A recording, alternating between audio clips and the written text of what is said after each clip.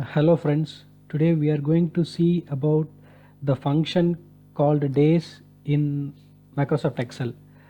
So the purpose of this function is to find the difference between two dates, that is the number of days between these two dates.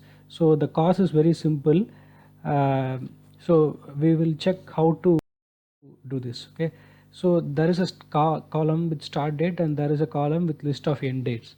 So we go to a new column and write the maybe I will just create a name here, days between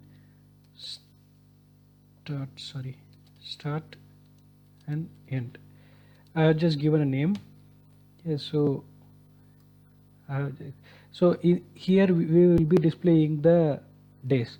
So I keep the cursor here and then I'm writing the formula.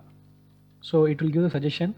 You press the tab key on the keyboard and then here it will give the format also. I mean the template of this formula. So the end date is 4th November in our case and it is in the column M4. So I'm writing M4 comma and then the start date is in L4.